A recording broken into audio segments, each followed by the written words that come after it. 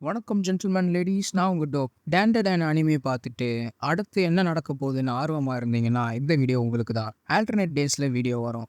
இல்லை நான் அனிமையே பார்த்துக்கிறேன்னு இருந்தீங்கன்னா பம்கின் நைட்டுன்ற சைக்கலாஜிக்கல் ஹாரர் மங்காவை போட்டுட்டு இருக்கேன். அதை ட்ரை பண்ணி பாருங்கள். வாங்க வீடியோக்குள்ளே போகலாம்.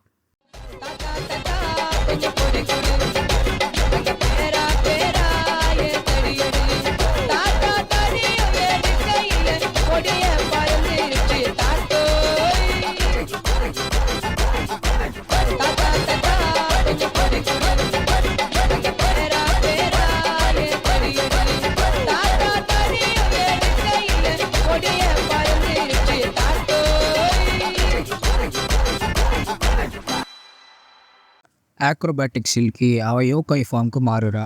அவளோட ரிக்ரெட்ஸை வெளிச்சத்துக்கு கொண்டு வர்றதே இது. மக்களோட மக்களாக நிற்கிற அவள், எனக்கு ஞாபகம் இல்லை, எனக்கு முக்கியமானது எதையோ தொலைச்சா மாதிரி இருக்குது, நான் எதை தொலைச்சேன்னு சில்கி மனசில் ஓட, அப்போது அம்மா அப்படின்னு ஒரு குட்டி பொண்ணு வந்து அவளை இழுக்கிறா.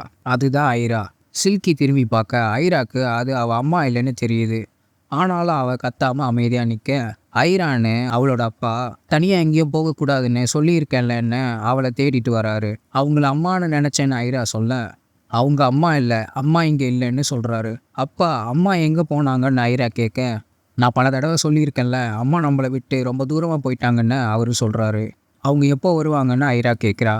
அவங்க வர பல நாள் ஆகும், அதனாலேயே நீ ரொம்ப ஸ்ட்ராங்காக இருக்கணும். அப்போ தான் அம்மா ஒரு நாள் திரும்ப வரும்போது அவங்க இல்லைனாலும் உன்னால் தனியாக இருக்க முடியுன்றதை பார்த்து பெருமைப்படுவாங்க அப்படின்னு அவளோட அப்பா சொல்கிறாரு.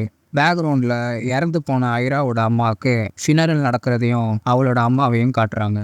சரி, அம்மா பெருமைப்படுற மாதிரியான பொண்ணாக மாறுவேன்னு ஐரா நினச்சிக்கிறா.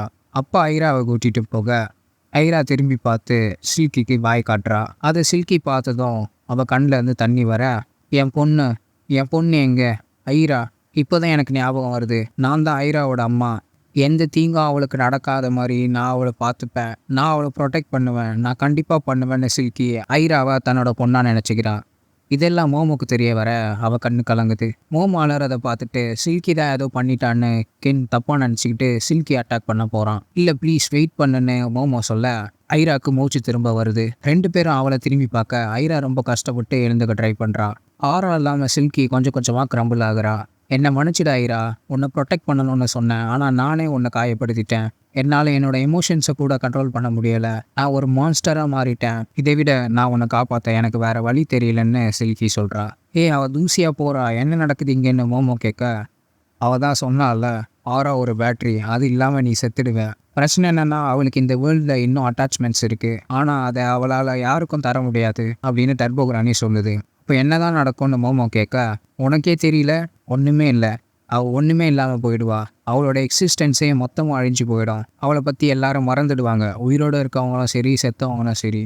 ஆல்ரெடி அவள் லைஃப் ஒர்த்லெஸ்ஸாக தான் இருந்தது, அவள் இப்போ இல்லைனாலும் அவ்வளவா எதுவும் மாற போகிறது இல்லைன்னு டர்போகிரானி சொல்லுது.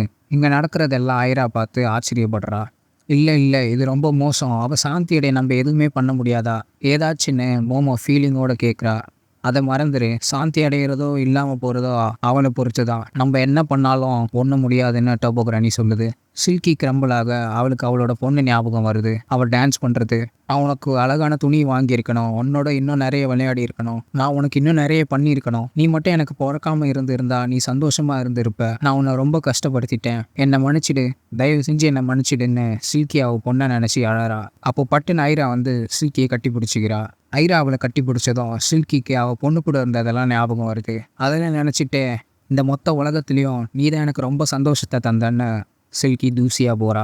மோமோ அழுதுகிட்டே இருக்கேன், நான் உன்னை எப்போவுமே மறக்க மாட்டேன்னு ஐரா அவள் மனசில் ஆழமாக பதிச்சுக்கிறா. தயவு செஞ்சு அவங்கள யாரும் ஹர்ட் பண்ணாத உலகத்தில் வாழ விடுங்க, உங்கள் சந்தோஷமாக வாழட்டும் ஒரு கைண்டான உலகத்தில்னு அம்மாவும் பொண்ணும் ஒன்று சேருற மாதிரி இந்த சாப்டர் முடிச்சிருப்பாங்க. அடுத்த வீடியோவில் பார்ப்போம்.